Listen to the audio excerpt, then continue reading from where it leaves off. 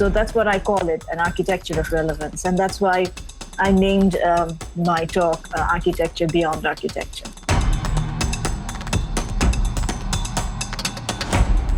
And we like to ask the question, what could potentially be the positive impact of the project?